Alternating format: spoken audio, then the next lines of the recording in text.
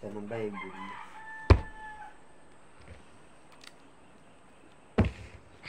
Happy birthday. Tingnan mo ha.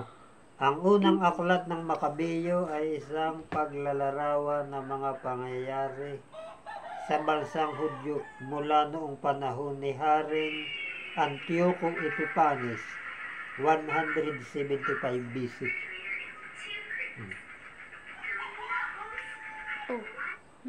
Ito yung kasaysayang nawala. Ay. Hanggang sa pasimula ng panunungkulan ni Juan Hircano 134 BC.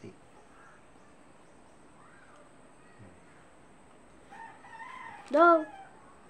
Yan yung nawawalang Saan dito? Alam mo kung bakit yan ay tinatanggihan ng mga Bornagin? Ha? Makabeyo. Ha?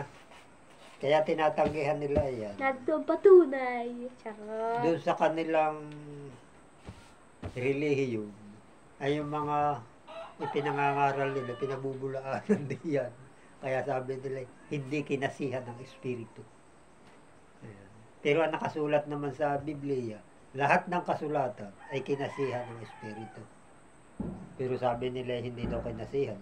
Di, maalam pa sila sa Biblia. Diba ga? History yan. Basahin. Kahit tinuturuan ng teacher ng history. Pag nagbasa ka ng Bible, magaling ka sa history. Ay, wala sa Pilipinas ang history. Yung world history, yung kasaysayan ng daigdig. Ipinagbawal ang relihiyon. Basahin ka.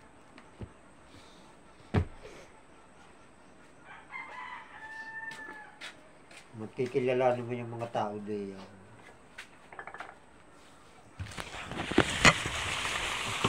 Happy